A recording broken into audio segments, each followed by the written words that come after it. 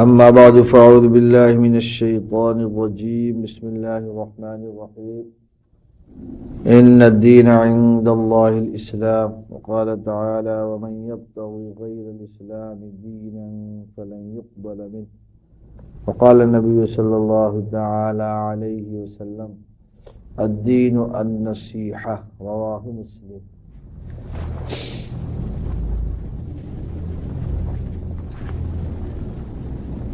اللہ تعالیٰ نے قرآن حکیم میں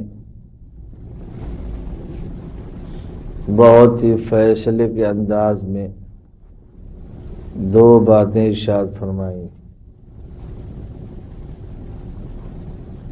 اور امت مسلمہ کے بیچ بڑا اجماعی مسئلہ ہے۔ فرماتے ہیں دین اللہ کے نزدیک صرف اور صرف اسلام ہے، اور آگے دوسری کا فرمایا کہ اسلام کے علاوہ اگر کوئی طریقہ عمل کوئی دین انسان اپنائے تو ہرگز اللہ کے ہاں قابل قبول نہ ہوگا۔ اس لیے معلوم یہ ہوا کہ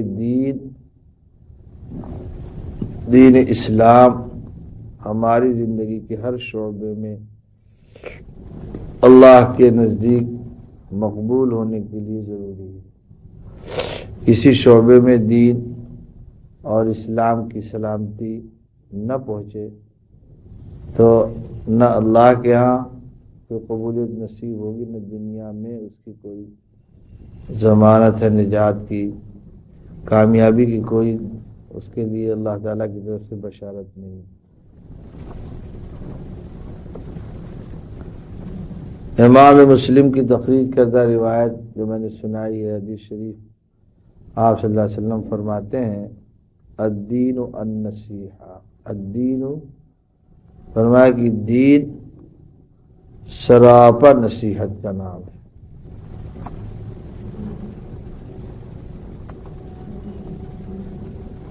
دین کہتے کس کو ہیں؟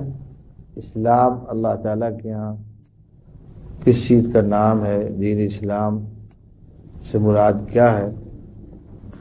مختصر سی بات ذہن میں رکھیں، دین کہتے ہیں اس کام کو جس پر اللہ تعالی اجر اور مزدوری عطا کرنا ہے۔ دین نام ہے جس پر اللہ کچھ دے، سیدھا سیدھا جس پر اللہ تعالی کچھ دیں گے۔ وہ کیا چیز ہے؟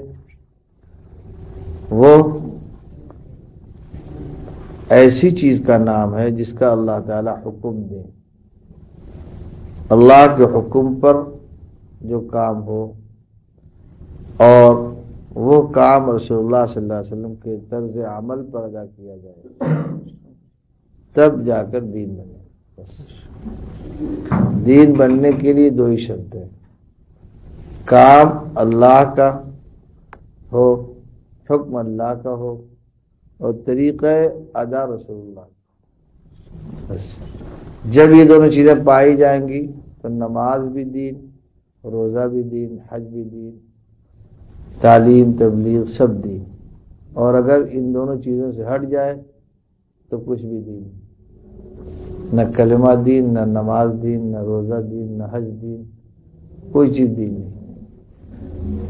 اس کی مثال یہی ہے کہ اگر آپ کی زمین کوئی خالی ہو اور کوئی جا کر وہاں 2 منزلہ مکان بنا دے، اب آپ سے کہے کہ صاحب مجھے مزدوری دیجیے، تو کہے گا صاحب میں نے تو کچھ نہیں کہا تھا تم سے، اگر میں حکم دیتا تو تمہیں مزدوری دیتا، تم نے میرے حکم کے بغیر کام کیا اس لیے میں کوئی مزدوری تمہیں نہیں دوں گا۔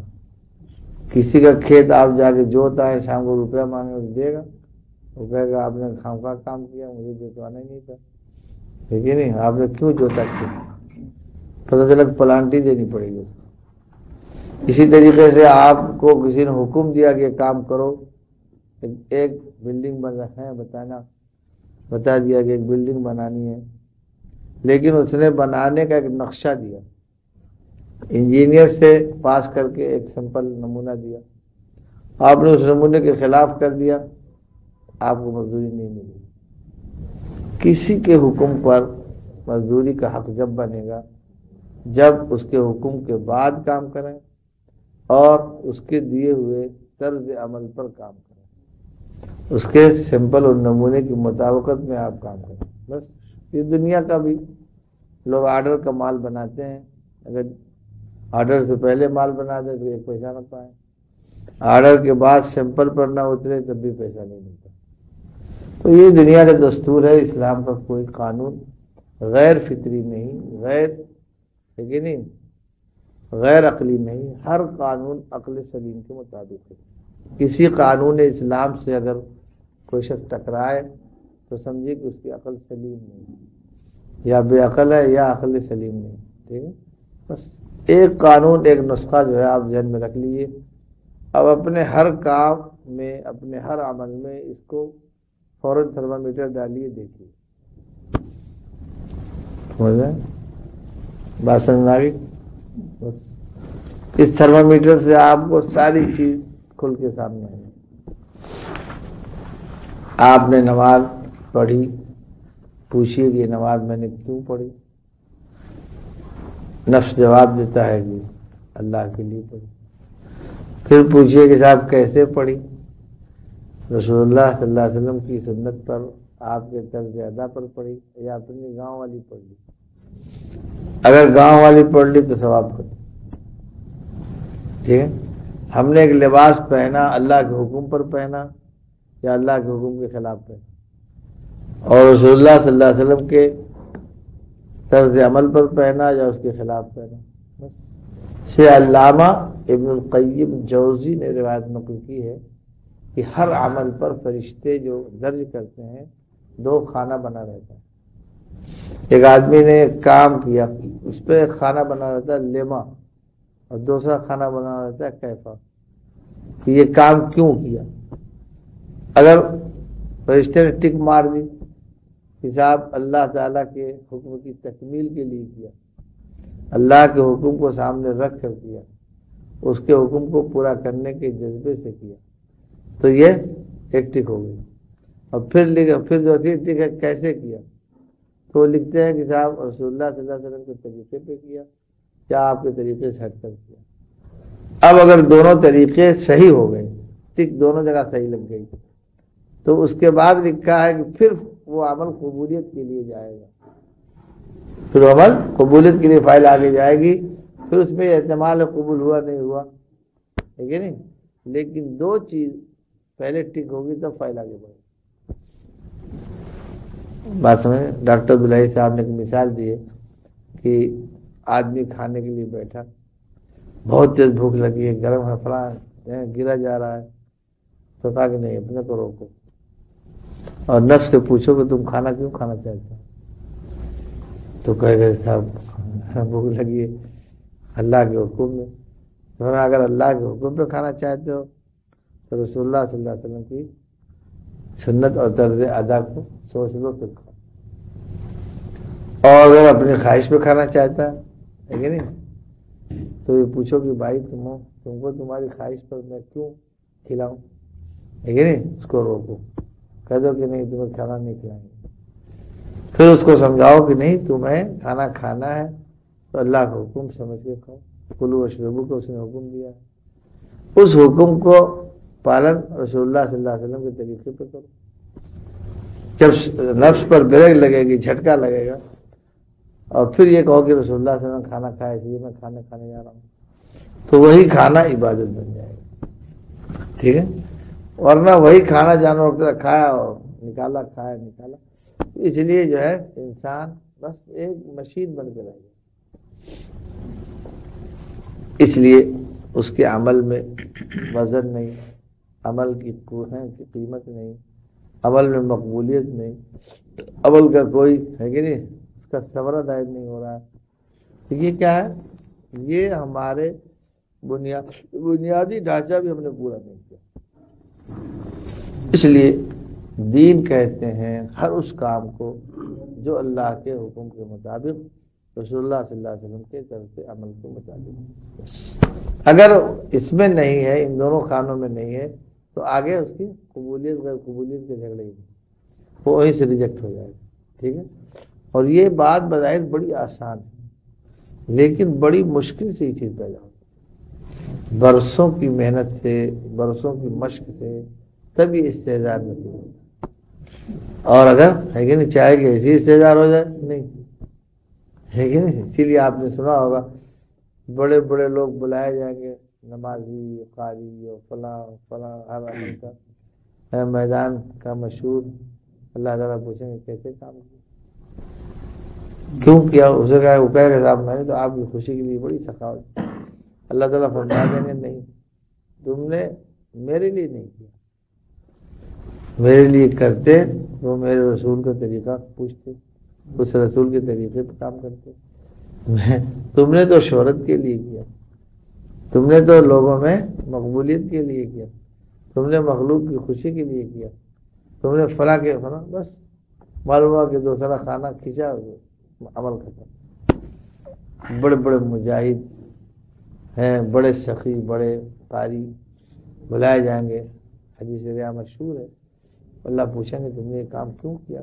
وہ کہے گا صاحب میں نے تو جہاد آپ کی خوشیوں کے لیے، اللہ تعالیٰ فرمائیں گے نہیں، تم نے یہ کام اپنی شہرت کے لیے کیا، مخلوق کو خوش کرنے کے لیے کیا، مخلوق میں نیک نامی کا ہے نہیں، تم کو دھیان خیال تھا کہ مخلوق میں ہماری نیک نامی بڑھ جائے اس لیے کیا، تم نے یہ کام ہے کہ نہیں ہماری خوشی کے لیے نہیں کیا، بس سارا کیا دھرا لپٹ جائے، اس عمل کی پھر کوئی قیمت نہیں، اس عمل بلکہ پلانٹی لگے گی۔ اللہ تعالیٰ فرمائیں گے میرے دیے ہوئے ہاتھ پیر کو تم نے غلط استعمال کیا، میرا دیا ہوا دماغ، میرا دیا ہوا دل، میرے دیا ہوا مال، میرے دی ہوئی چیزوں کو میرے حکموں کے خلاف استعمال کیا، امانت کی خیانت کی، لہذا پلانٹی عائد ہو۔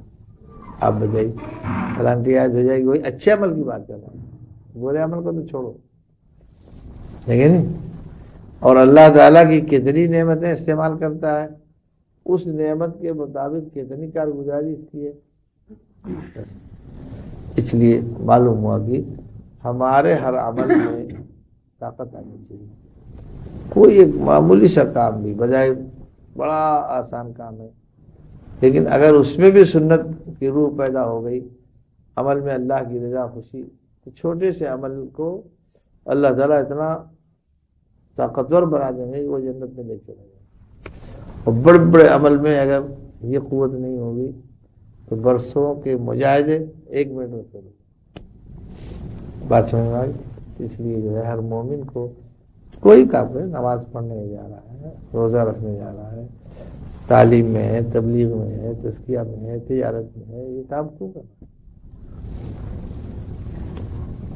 ہمارے ذہن میں ایک روزہ نماز سب یہ عبادت ہے، اور تجارت یہ جو ہے دنیا ہے۔ میں آپ کو قصہ سناتا ہوں، عمر فاروق نے اپنے خاص لوگوں سے پوچھا کہ تمہیں اگر معلوم ہو جائے کہ تمہاری زندگی کا یہ آخری دن تم کیا کرو گے؟ تو کسی نے کہا صاحب دن بھر نماز، کسی نے کہا کہ صاحب جو ہے ذکر تلاوت میں، کسی نے کہا سجدے ہی میں رہ جائیں گے، کسی نے کچھ تو پوچھا کہ فرمایا کہ تم مجھ سے پوچھو، لوگوں کا امیر مومن آپ بتائیے۔ فرمایا کہ میں تو تھوڑا سا سامان تجارت لے کر بازار جاؤں گا اور کچھ تجارت کر کے مال لے آ کر ہے کہ نہیں میں اپنے جو گھر والوں کو دے دوں گا۔ تو یہ تصور جو ذہن میں ہے کہ نماز عبادت اور تجارت ہماری منمانی کی جگہ، ٹھیک ہے، روزہ عبادت اور ہے کہ نہیں شادی بیاہ ہماری منمانی کی جگہ ہے کہ نہیں، تلاوت عبادت اور کیا کریں لباس ہماری منمانی کی جگہ، جیسا چاہے ہم لباس پہنیں، جیسی چاہے شکل صورت بنائیں، جیسا چاہے جو تجارت کریں، جیسے چاہے لین دین کریں، سود لیں سود دیں، کوئی اپنے کو یہاں پابند اور وہاں آزاد سمجھتا ہے۔ حالانکہ یہی بات سمجھائی انہوں نے کہ اگر تم نے حکم الہی کی تکمیل کی ہے تو نماز بھی عبادت، اور نہیں کی ہے تو نماز بھی عبادت نہیں۔ اگر حکم الہی کی تکمیل نہیں ہوئی تو نماز بھی عبادت نہیں۔ ایسی تجارت میں اللہ کا حکم پورا ہوگا تو تجارت بھی عبادت بن جائے گی، اور اگر حکم پورا نہیں ہوگا تو تجارت بھی دنیا ہے، سمجھ گئے؟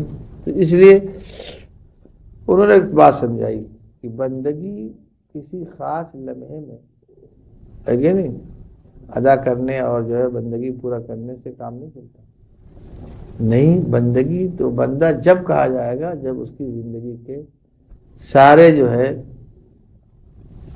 شعبوں میں اللہ کی اطاعت آ جائے، اللہ کی فرما برداری آ جائے، سب شعبے میں اللہ کی ماننے کا جذبہ لے کر اٹھے، تب دین ملا اس کو. ہے کہ نہیں؟ مسجد میں صاحب بندہ اور مسجد کے باہر مالکار ہے، سیٹ بن گیا، اس کا مطلب ہے کہ عبادت نہیں نصیب نہیں ہوگی. اگر کوئی غلام ہے تو ہر حال میں غلام ہے، سوتا ہوا غلام، اٹھتا ہوا غلام، شادی میں غلام ہے، خوشی میں غلام، غمی میں غلام، لباس میں غلام بس. اور اگر نہیں ہے تو کہیں غلام کہیں سیٹ، اس کا مطلب منمانی کر رہا ہے، نفس کی میں پیروی کر رہا ہے بس. سب مختصر سی بات کا جو ہے ذہن میں آگے مختصر نسخہ بتا دیا. اپنے ہر عمل کو جانچنے کے لیے عمل سے پہلے 1 منٹ سوچ لیا کہ یہ کام ہم کیوں کر رہے ہیں. اور نیت ایک اختیاری چیز ہے، پھر وہاں آپ نیت کی تجدید کر لیں. ذہن میں آ رہا کہ صاحب لوگوں میں بڑی شہرت ہو جائے گی، فوراً اس کو ذہن سے ہٹا کہ نہیں، اللہ کی خوشی کے لیے کر رہے ہیں. اور یہ کیسے کر رہے ہیں، فوراً جو ہے اس کو ہٹائیے کہ نہیں، ہم رسول اللہ کے طریقے پہ کریں گے. بس وہ چیز بات بن جائے گی. اس میں وزن، اس میں قبولیت میں لیکن دیر سویر یہ سب چیزیں اس کی طاقت سے. وہی عمل صحابہ کا بڑا وزنی تھا اور وہی بعد والوں کا جو ہے ہلکا ہے. اس کا راز کیا ہے؟ اس کا راز یہی ہے کہ اس کے اخلاص کی طاقت سے وہی عمل سمجھ گئے کہ نہیں. اس لیے عمل کی کثرت مطلوب نہیں، عمل کا حسن مقصود ہے. حسن عمل چاہیے، احسان عمل چاہیے. جو کام کرو اس میں احسان پیدا کرو بس. بادشاہ کی ایک شخص نے دعوت دیا، 50 قسم کے سالن بنائے، لیکن کئی قسم کے چاول اور سب کا تمام انتظام کیا، لیکن اہتمام کچھ نہیں تھا. جس کو ہاتھ ڈالا اس میں سب بیکار، میٹھا کھایا وہ پھیکا ہے، اس میں نمک نہیں، اس میں مرچا نہیں، اس میں ہلدی نہیں، اس میں فلاں نہیں، سب اٹھا کے پھینک دے گا منہ پر، اٹھا کے لے جاؤ، گھونسلہ تم کرتے ہو، سب ختم. ایک صاحب وہ بہت چھوٹی سی ایک چیز مٹر اور چائے پہ خوش ہو گیا. معلوم ہوا کہ صاحب اسی مٹر چائے پہ جو ہے انعام مل گیا، اور 100 قسم کے جو مرغے اور ملیدے سب چڑھ گئے اس کے اوپر. ہے کہ نہیں؟ اس لیے بہت سی مثالیں ہیں.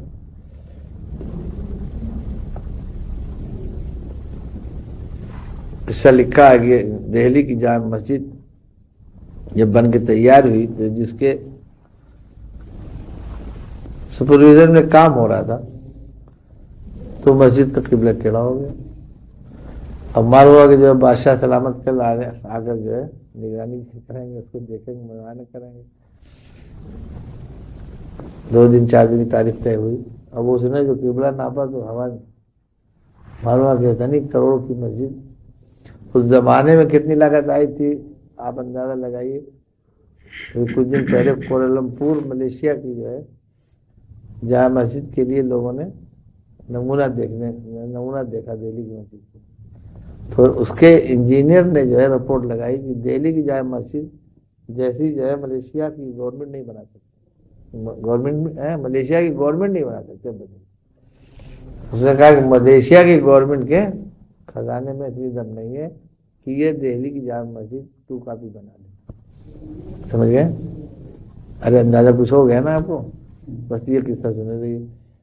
اب جب وہاں گیا تو معلوم ہوا کہ بہت بڑا کام تھا، بڑا انعام تھا، بڑے مجاہدے کا سالوں سال میں، لیکن اتنی دیکھ ریکھ پر عمل تیار ہوا اور معلوم ہوا کہ صاحب فیل ہو گیا.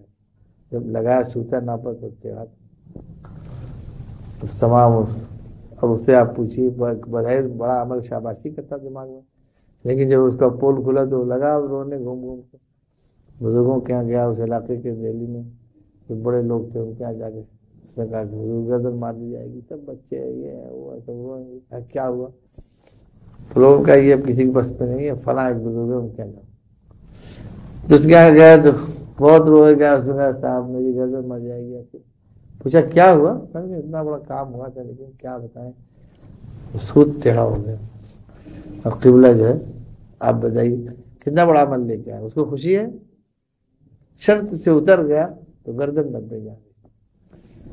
سمجھ گئے؟ چنانچہ کیا کہ روئے گا، ان کا تہجد میں آنا. تہجد میں جب گئے تو گئے، حضرت نے کہا قبلہ جو ہے مسجد کی قبلہ کی جانب جو ہے مصلی بچھاؤ. نماز پڑھا، نماز پڑھ کے ایسی ٹیک لگا کہ ایسی گھما دیا سب کچھ میں بھی گھوم گیا. ٹھیک ہے، کرامت تو ہر زمانے میں رہی ہے، کوئی تھی یہ بے سفید کہانی نہیں ہے. ٹھیک ہے، کیا ہوا؟ خیر بادشاہ نے انعام دیا. تو آپ بتائیے بڑا عمل تھا، اس بڑے عمل پہ کیا ہے؟ گردن ناپی جا رہی ہے کہ نہیں؟ سمجھ گئے؟ ایک بچے نے سورہ اخلاص سنا دی، اس کو 1000 کا نوٹ انعام میں مل گیا. ایک قاری صاحب نے جو ہے سورہ جو ہے بقرہ سنائی، پتہ چلا کہ ان کی قرأت پہ صاحب گرفت ہو گئی. تم اتنی دن پڑھ کے تمہارے مد اصلی صحیح نہیں ہے، اور فلاں نہیں ہے، لازم میں کمی ہے، فلاں کمی ہے. کیا ہوا بھائی؟ سمجھ گیا؟ اللہ تعالیٰ فرماتے ہیں وَلَا تَتَمَنَّوْا بِمَا فَضَّلَ اللَّهُ بِهِ بَعْضَكُمْ عَلَىٰ بَعْضٍ. ام سلمہ نے دیکھ کر جہاد کہا تھا، یا لیتنی کننا رجالا، کاش کہ آج ہم مرد ہوتے، رسول اللہ کی خوشیوں کے لیے گردن کے ٹکڑے کروا دیتے. اللہ تعالیٰ نے فرمایا کہ اس کی جو ہے اس عمل کی ضرورت کیا ہے؟ اللہ اور رسول اللہ کی خوشی تو اس سے بہت تھوڑی چیز میں حاصل ہو جائے گی. اور اگر اللہ کی خوشی حاصل نہیں ہوئی تو مرد بھی فضول ہے، بیکار ہے، اس کا جہاد بیکار ہے، جہاد سمجھ جاننے میں چلے گا.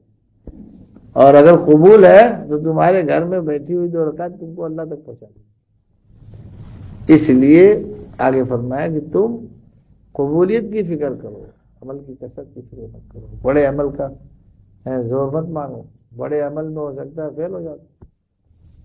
تو اس لیے کیا ہوا، معلوم ہوا کہ ہر عمل میں اگر عمل کی قبولیت کی شرط پوری نہیں ہوئی تو پھر وہ عمل ایک کھوکھلا سا رہ جائے گا. ٹھیک ہے؟ ایک عورت کو ایک گوشت روٹی کھلایا پکا کے، اس کو انعام مل گیا. شوہر یاد کر کے آیا تو اس کی گردن پٹ گئی. تو کیا ہے، یہ انعام ملنے کے لیے اتنا چھوٹا سا عمل کر ہو گیا کہ نہیں ہو گیا؟ دل لگا کر اس نے کام کیا، بادشاہ یا مہمان کی خوشی کے لیے کام کیا، اس جذبے سے کیا، اس کے اندر خوشی اس کو نصیب ہو گئی. بات سمجھ میں آ گئی؟ اس لیے کام کرنے میں اس کا اہتمام رکھیے. جو کام کیجیے ماشاءاللہ وقت لگا رہے ہیں، وقت آپ دیکھیے کہ سنت پر لگ رہا ہے کہ نہیں. آج آپ نے دین کی کتنی باتیں سیکھی، کل جو سیکھا تھا وہیں رہ گئے، کچھ ترقی ہوئی. اللہ کی محبت معرفت میں قدم آگے بڑھا کہ پیچھے ہو گیا ہے کہ نہیں؟ اگر اس طرح محاسبہ کریں گے تو یہ ایک دن اور 40 دن آپ کو کالج پہ بیٹھا دے گا ہے کہ نہیں. ورنہ وقت گزارا، روز نماز پڑھے، روز کام کیے، اور ایک تیلی کی بیل کی طرح گھومے اور چلے گئے. سوچا آپ کے حساب سے کم یہ شہر سے بچ جائیں گے، یہ صاحب میں چلہ لگا کے آیا ہوں، تو اس کا نفع ملے گا. اس کو کارآمد بنائیے ہے کہ نہیں. جب اس کو کارآمد بنائیں گے تو پھر اس کی طاقت دیکھیے، اس عمل میں طاقت پیدا ہوگی. اس لیے ہر عمل سے پہلے اللہ کے حکم کو اور اللہ کے حکم کی ادائیگی رسول اللہ صلی اللہ علیہ وسلم کے طرز عمل کے مطابق ہو جائے، اس فکر کے ساتھ عمل کریں گے تو پھر اس عمل میں برکت ہوگی. اور اگر نہیں تو 9 چلہ لگائے ہیں، 12 چلہ لگا لیں، اگر رعایت نہیں ہوگی تو اس کا ثمر ظاہر نہیں ہوگا، نفع ظاہر نہیں ہوگا. نفع عمل بڑا قیمتی ہے. اس لیے انجینئرنگ کرنے والا صاحب کتنی محنت سے کتابیں پڑھتا ہے، سوچتا ہے کہ ایک چیز چھوٹنے نہ پائے. ڈاکٹر کتنی رعایت کرتا ہے، اور دین کے کام سے چلے گئے.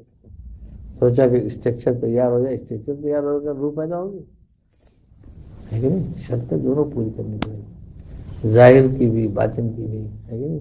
دونوں شرطیں پوری کریں گے تب اس کے اندر طاقت پیدا ہوگی. بہرحال اس وقت جو ہے ایک بات ذہن میں تھی کہ اپنے ہر عمل میں یہ فکر ہو کہ اللہ کے حکم پر ہو وہ عمل، اور یہ فکر ہو کہ رسول اللہ صلی اللہ علیہ وسلم کے طرز عمل پر ہو، بس وہ عمل قیمتی بنے گا، اور یہی دو شرطوں کے بعد اللہ کی طرف قبولیت کے لیے چڑھے گا۔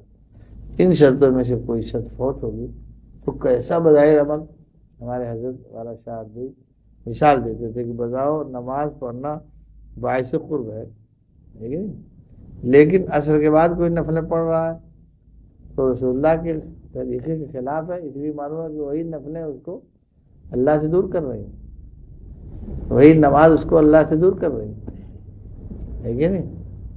تو مسئلے کے مطابق بھی ہونا، حکم الہی کے مطابق بھی ہونا، اور رسول اللہ کے طرز عمل کے مطابق بھی ہونا، دونوں شرط، ٹھیک ہے۔